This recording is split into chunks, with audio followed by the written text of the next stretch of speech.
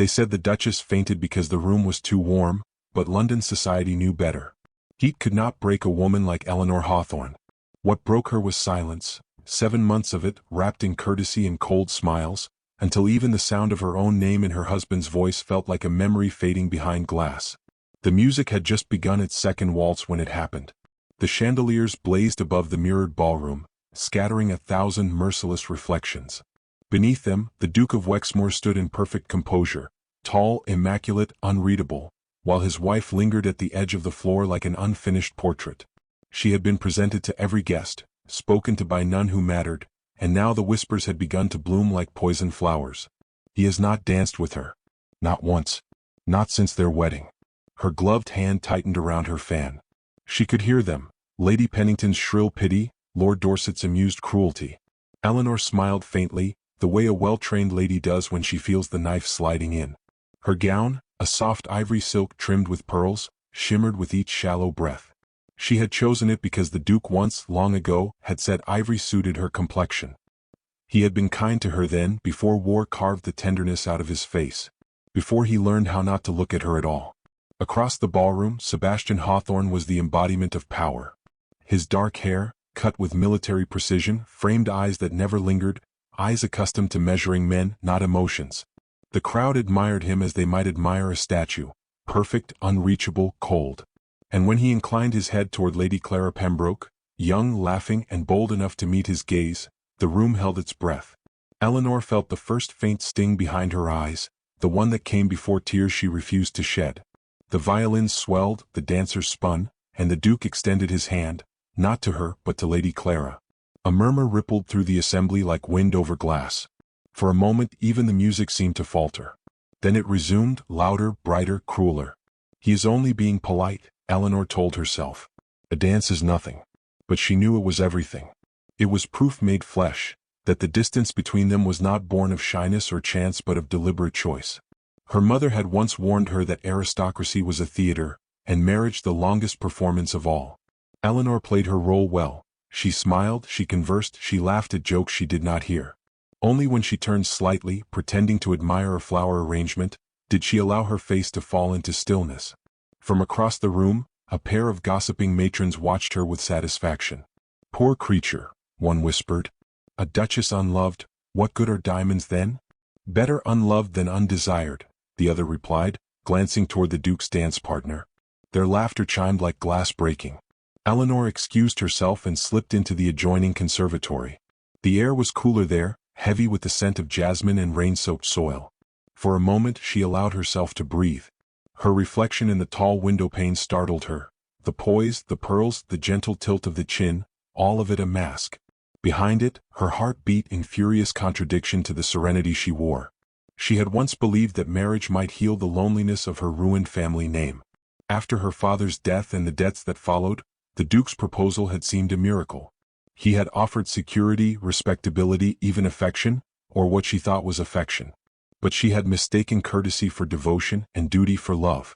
Now, as thunder muttered somewhere beyond the city, she wondered if he had ever truly seen her at all. "Your Grace." The voice broke through her reverie.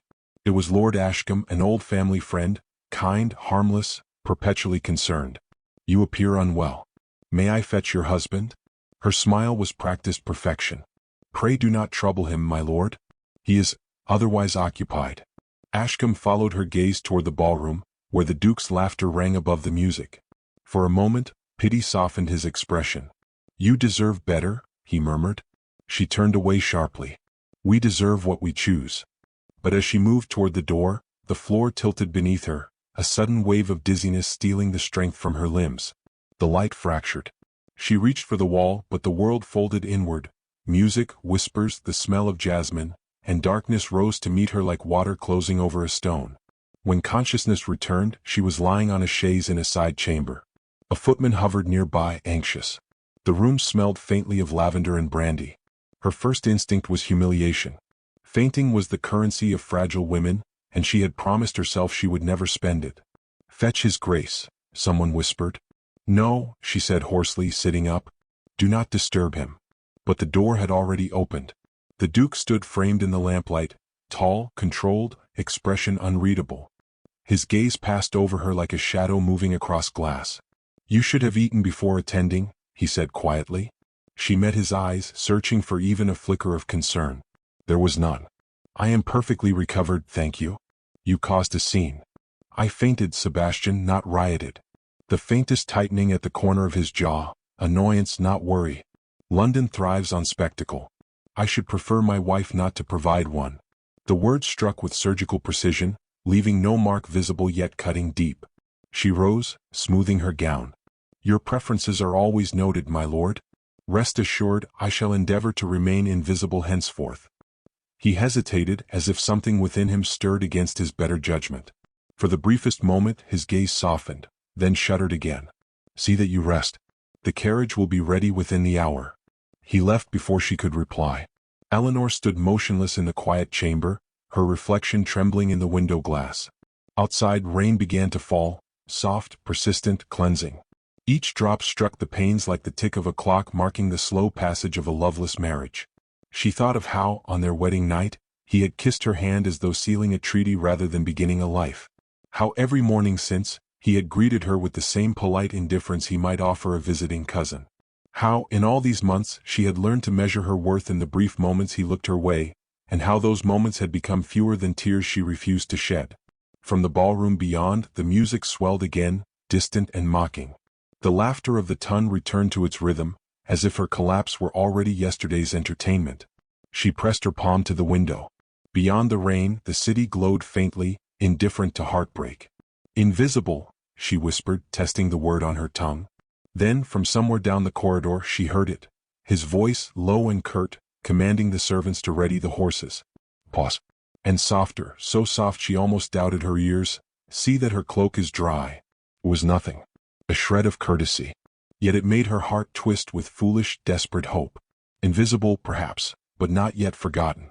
And as the rain fell harder against the glass, Eleanor realized that indifference could wound more deeply than cruelty. Somewhere in that truth, her resolve began to change shape, not into rebellion yet, but into something quieter, sharper, more enduring. The kind of strength born not of defiance, but of knowing precisely how much one can bear before breaking. Outside, the carriage wheels clattered to life. Inside, the Duchess straightened her shoulders, gathered her composure like armor, and whispered to the empty room, "7 months is long enough."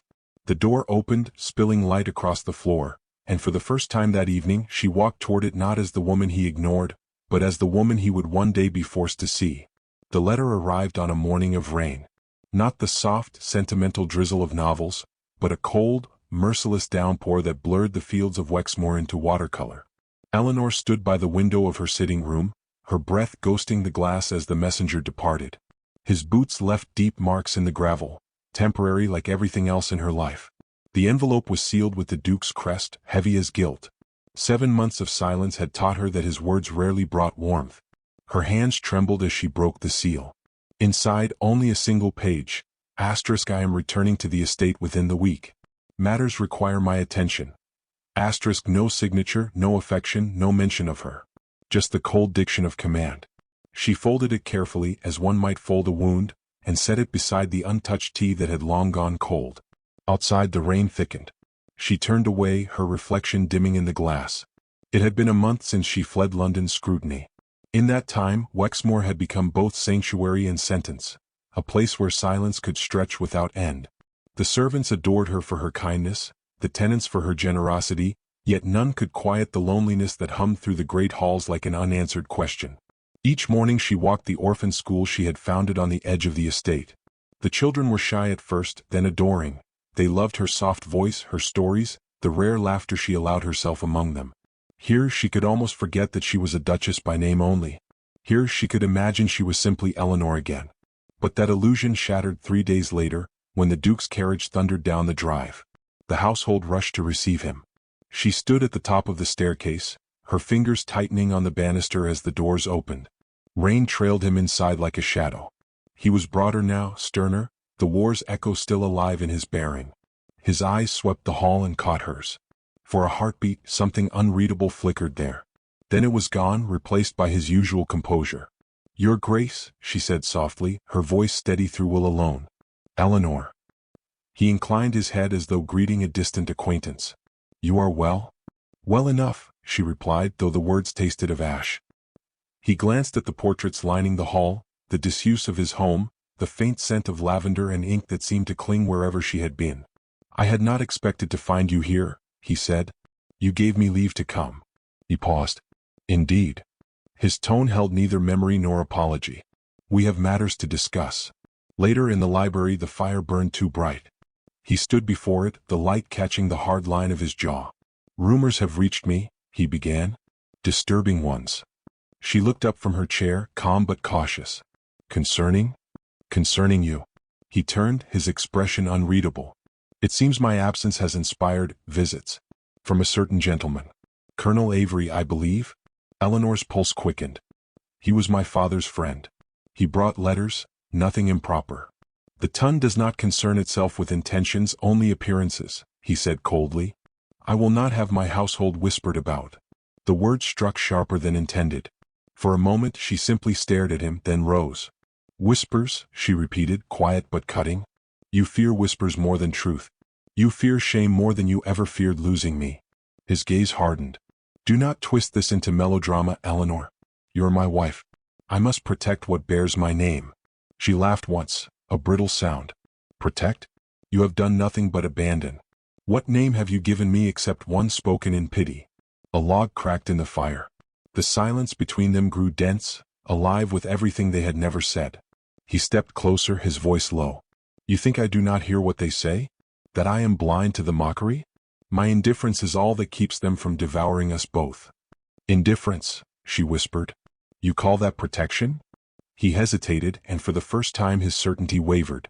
Would you rather scandal? I would rather truth, she said. Even if it ruined us. Her defiance startled him.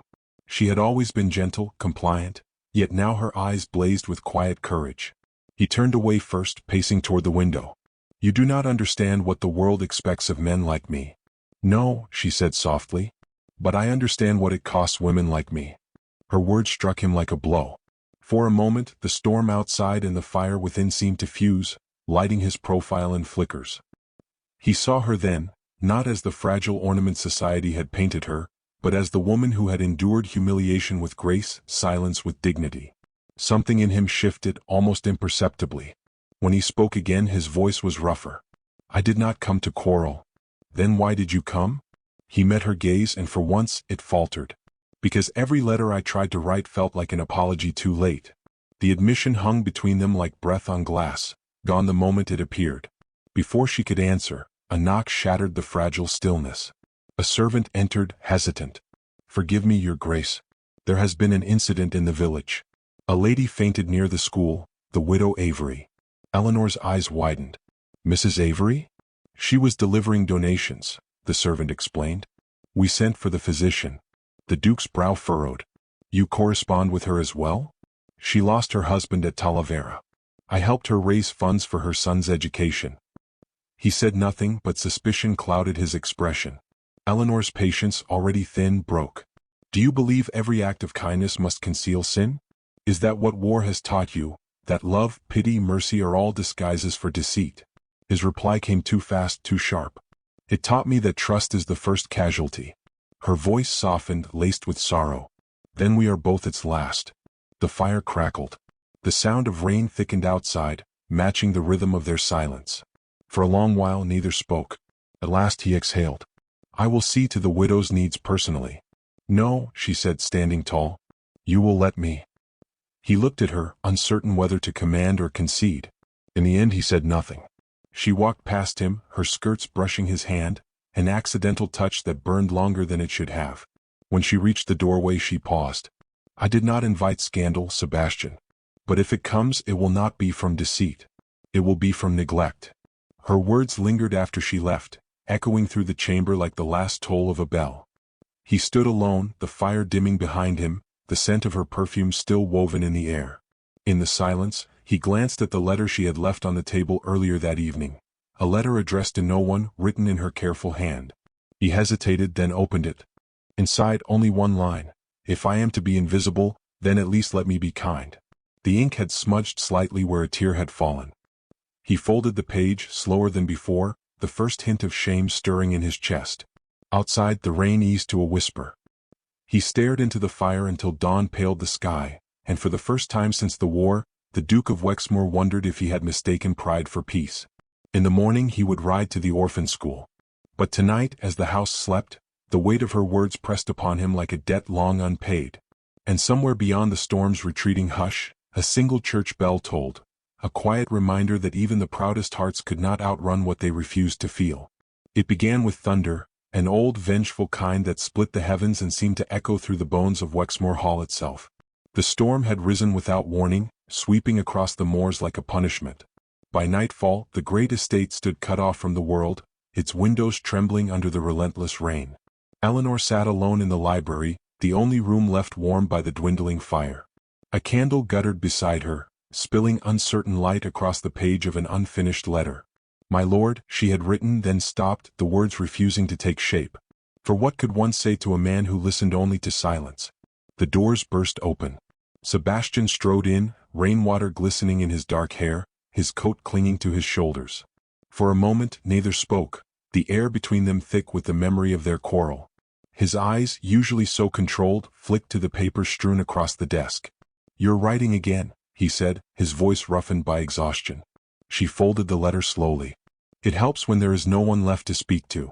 He removed his gloves with deliberate care. "You should not be alone during a storm like this." A wry smile touched her lips. "I have survived far greater tempests, your grace." He looked away, pacing before the fire as thunder rolled. "You think me cruel," he said at last. "Perhaps I am. But cruelty was bred into me long before you bore my name." Her tone was quiet but unflinching. "Then why marry at all, if kindness was beyond you?" He stopped pacing. "Duty," he said. "And perhaps hope. Foolish, fleeting hope that something gentle might still live in me." The confession surprised them both. He turned from her, his silhouette lit by the fire, the tremor in his shoulders almost imperceptible.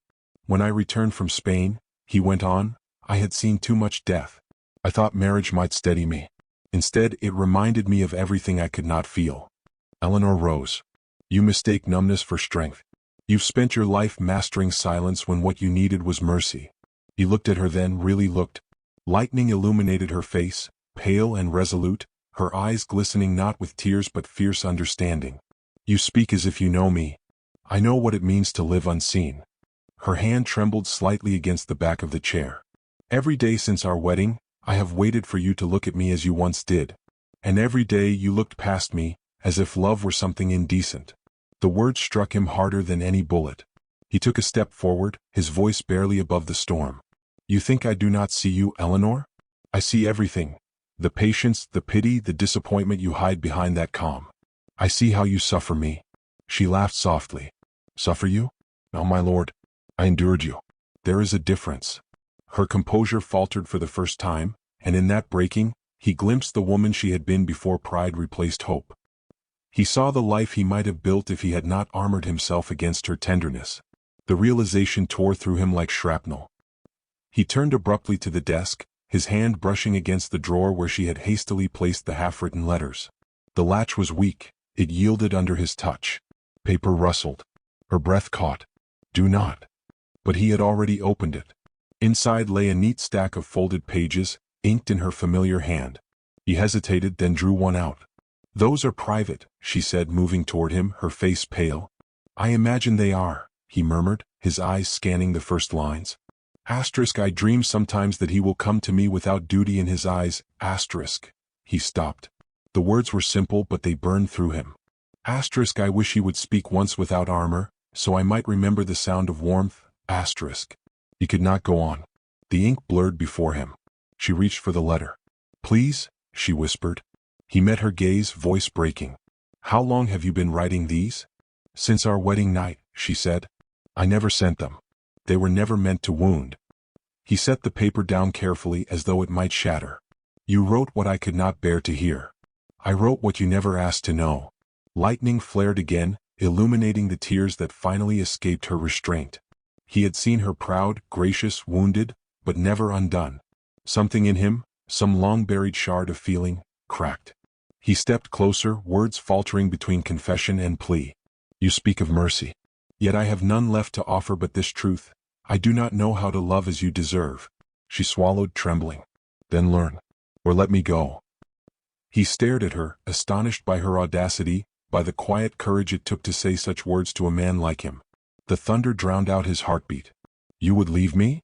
I would rather be lonely in freedom than invisible in marriage." The fire snapped behind them. He reached for her hand, not to restrain but to steady himself. For a moment, his palm pressed against hers, warm, human, alive.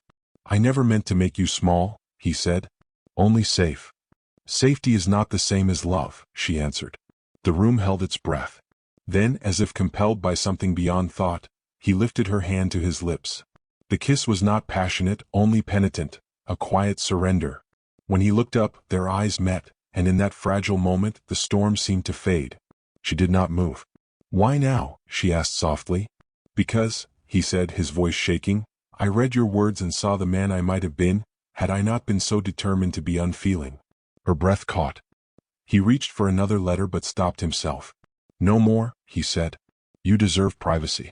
Forgiveness should not come through theft." Her lips parted in surprise, but before she could speak, a sudden crash echoed from the hallway, startling, metallic, final. The wind had blown open a window, scattering the Duke's correspondence across the corridor. He turned sharply, his composure returning like armor sliding back into place. "I'll see to it," he said. But his voice carried a tremor that betrayed him. Eleanor watched him go, the candlelight trembling beside her. The letters lay half-spilled upon the desk, the topmost page marked by a single unfinished line. "If he ever sees me, truly sees me, it will not be because I begged him to." She stared at it, then reached for the quill once more. Her hand hovered over the ink, uncertain. Somewhere beyond the thunder, she heard his footsteps slow, then stop outside the door, as if he, too, hesitated. For a long, suspended heartbeat, neither moved nor spoke. Then the latch clicked softly, the light from the corridor spilling in just enough to catch his silhouette. "Eleanor," he said, his voice low, unguarded, different. "Tomorrow when the storm breaks, walk with me. Please." The word please, rare, fragile, wholly human, lingered between them like a spark refusing to die. She did not answer, but when he left, she pressed her hand to the paper and whispered, "Then let tomorrow come." Outside, the storm howled its last defiance, and within the hollow grandeur of Wexmore Hall, something unseen shifted, something small, yet vast enough to alter the course of two hearts too long at war with themselves. The morning broke with a scream. Not from the storm had passed, but from the far wing of Wexmore Hall, where the servants had found the Duchess's writing room in chaos. The air reeked of smoke and wet ink, and the carpet bore the dark, irregular mark of a candle fallen in the night. Eleanor stood at the center of it, her gown torn at the hem, her hands blackened from dousing the fire before it consumed the room. Her breathing was shallow, her eyes dazed, fixed on the desk where half her letters now lay charred and curling at the edges. Sebastian reached her within moments. He had been in the stables, half-dressed, still damp from the night's rain. When he saw her, unharmed but trembling, something primitive broke in him. "Are you hurt?" he demanded, his voice too loud for the quiet ruin before them. She shook her head once, unable to speak. The silence between them roared louder than any thunder. He stepped closer, scanning her face as though searching for proof she was real.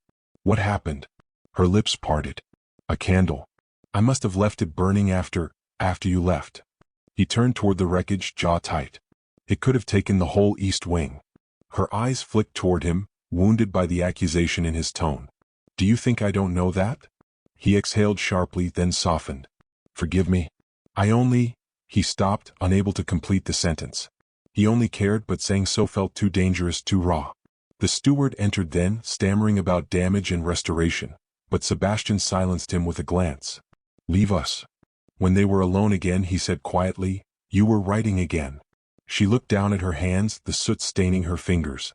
"Yes, but perhaps it's better that they're gone." His gaze lingered on her, on the stillness that had replaced her usual composure. "You don't mean that." "I do," she said. "Maybe I was foolish to believe words could save anything." He took a step closer, hesitant but drawn. "Last night, I asked you to walk with me when the storm broke." Her expression flickered with disbelief.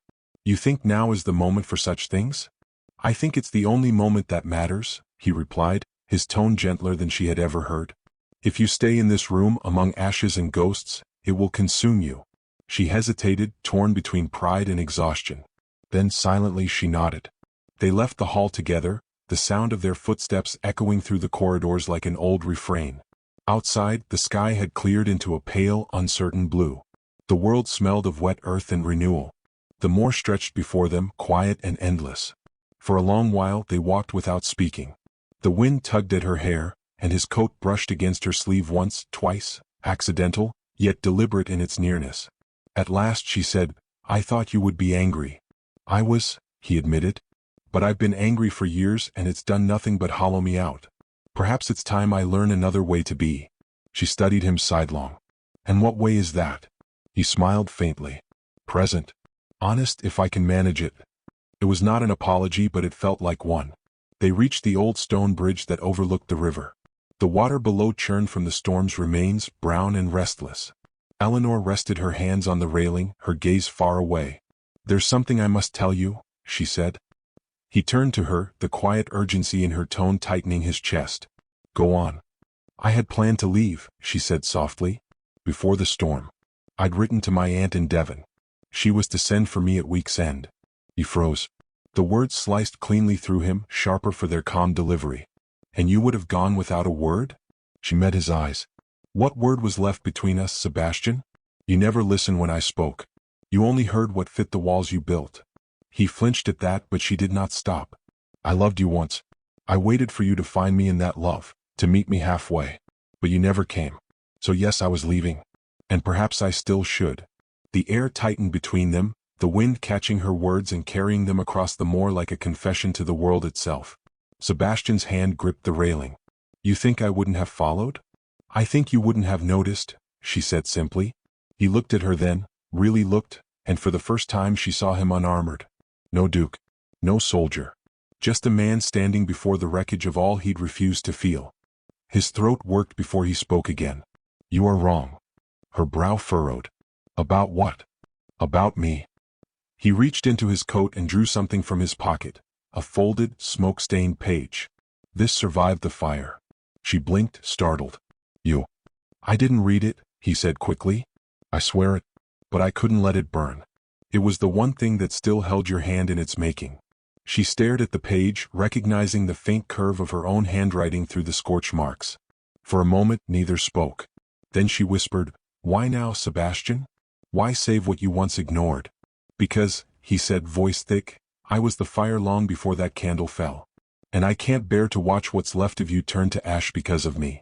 The honesty in his words staggered her.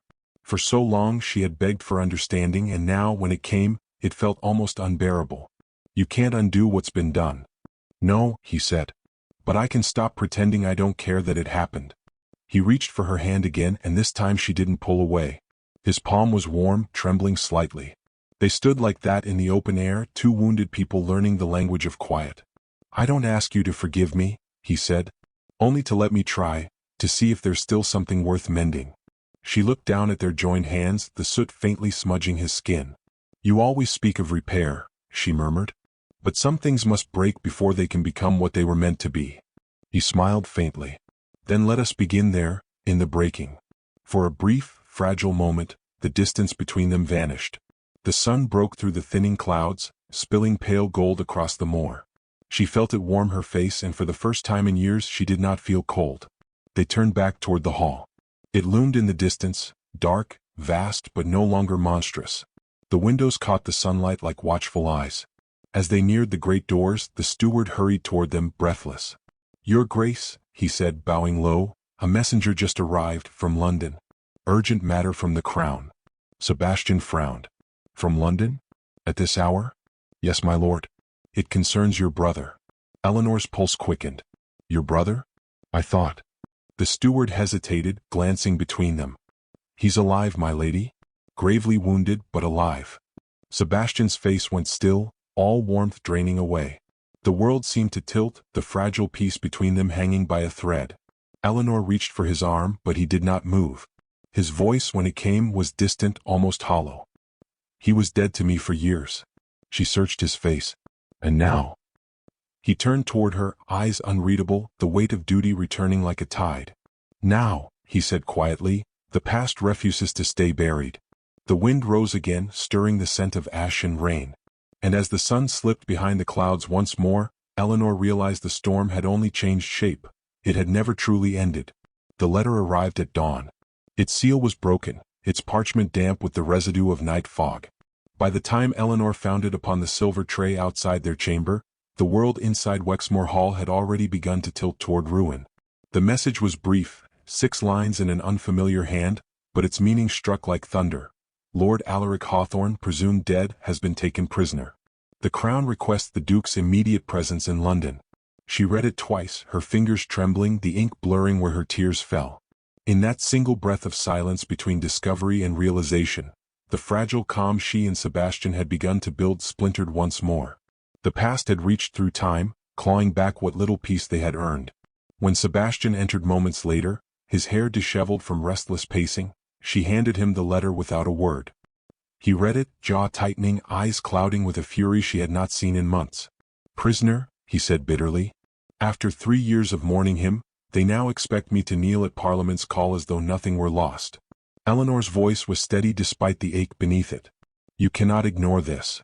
He looked up sharply. "And what would you have me do? Ride to London to sit among vultures who speak his name as a political inconvenience?" "I would have you go because you must," she replied softly. "Not for them, but for yourself." He turned away, fists clenched. "You think I have not done enough for ghosts?" She stepped closer. "I think you are still fighting a war that ended years ago." His silence was a wound between them. When he finally spoke, his voice was low. "If I go, I may never return. The house is divided, and Alaric's name will stir every buried sin of the Hawthorne line. You don't understand what they will make of it." Her gaze did not waver. "Then let them. You've spent years protecting a legacy that has done nothing but strangle you." He turned then, truly seeing her, not the docile Duchess of the Ton, but the woman who had survived his neglect and her own heartbreak and still stood unflinching before him. For a fleeting moment, pride warred with gratitude in his eyes. "You've grown bold, Eleanor." "I've had to," she murmured. "Someone in this marriage must be." He almost smiled, but the shadow of duty fell too quickly upon him. "I'll leave before noon." The words struck her like a blow, though she had known they were coming. "And me?" He hesitated. "Stay here. Wexmore will need its mistress. And I," his throat tightened. "I cannot protect you in London." "I do not need protection," she said quietly. "I need my husband." He stepped forward as if pulled by something deeper than will. "You have him," he said, almost a whisper. "For whatever that's worth." It should have comforted her. It didn't. By midday the great carriage stood ready. Rain began again, soft and persistent, as though the heavens themselves wept at the sight of parting. The servants gathered in solemn rows, the housekeeper dabbed her eyes. Eleanor stood at the steps, her cloak fastened tight, her expression calm but hollow. Sebastian took her hand before climbing in. "When I return," he said, his thumb brushing her knuckles, "things will be different." Her lips curved faintly, though her voice betrayed her. "They always are." The horses lurched forward, wheels splashing through the wet gravel, and she watched him vanish down the long road until the mist swallowed the last glimmer of his carriage lamp. 4 days afterward, the house felt uninhabited. She wandered its corridors like a ghost, the ticking of clocks and distant thunder her only companions. Letters came, brief and formal. Sebastian was in London, attending hearings, speaking before ministers. Yet between the lines she sensed his torment. The weight of Alaric's betrayal, his brother's secret dealings, his disappearance, the truth now clawing its way to light. Then on the 6th night a rider arrived in the dark. His coat was torn, his voice hoarse. "The Duke, he's been summoned to trial by the Crown. There are accusations. Treasonous correspondence linked to his brother's name." The world seemed to stop. "Treason?" she whispered. "Yes, my lady." He refused to flee. Said he would not let shame chase him twice. Eleanor dismissed the man and stood motionless in the corridor. Outside, the storm howled like something alive, tearing at the windows. She felt an old, familiar dread take root, the same helplessness she had known when his letters ceased during the war, when silence had been her only answer. By dawn she had made her decision. The servants tried to dissuade her, but she would not be moved. Within hours, the Duchess of Wexmore was bound for London, her carriage cutting through the wind and mud, her heart heavy with unspoken vows. She carried no jewels, no entourage, only a single folded page in her glove box, the one letter Sebastian had saved from the fire. When she reached the capital, the city was shrouded in rumor. The Duke's name filled every whisper from the taverns to the terraces. A traitor's brother, some called him. A fallen soldier clinging to honor, said others. She ignored them all and went straight to the magistrate's hall. Inside, the air was thick with heat and judgment. Sebastian stood before the tribunal, pale and unshaven, his posture still proud but his eyes sunken. Eleanor felt something break in her as she watched him bow his head to the men who would decide his fate. When his gaze found hers across the room, he froze. For the briefest instant, the noise faded, the gavel, the murmurs, the accusations, and it was as though only they existed. Her presence cut through his despair like light through smoke. After the hearing, she forced her way past guards to reach him in the antechamber. He looked startled when she entered, then horrified. "You shouldn't have come." "I couldn't stay," she said. "You're fighting alone, and I will not let them bury you in silence." He shook his head, voice breaking. "You don't understand what they think I've done." "I don't need to," she whispered fiercely. "I know who you are." He pressed his hands to his face, trembling. "Eleanor, if they find Alaric guilty, they'll name me his accomplice. Everything, our lands, our name, it will all be gone." "Then let it burn," she said. "What is a title if it costs you your soul?" Her words struck him harder than any verdict could. He looked up slowly, eyes glistening. "You would give up everything?" "I already did," she said. 7 months ago, when I married a man who couldn't look at me. Now I stand beside one who finally can." For a heartbeat, the silence between them was sacred. Then the door burst open, a messenger with another sealed document. "Verdict's been delivered, Your Grace." Sebastian's hand tightened on hers. "Stay," he whispered. But the messenger's face was pale. "They've sentenced him, Lord Alaric. Execution at dawn." Sebastian's breath caught. The paper slipped from his grasp, falling to the floor like a broken promise. Eleanor reached for him, her voice trembling. "What will you do?" He turned toward her slowly, eyes hollow yet burning with resolve. "What I must," he said. "If I cannot save him, I will not let him die alone." She gripped his hand. "Then neither will you." Outside, the bells of St. George's began to toll, deep and mournful, as if the city itself knew what was coming. And somewhere beyond the dawn, as the first pale light touched the rooftops of London, the Duke of Wexmoor walked into the storm once more, this time not as a soldier, but as a man who had finally learned what it meant to love.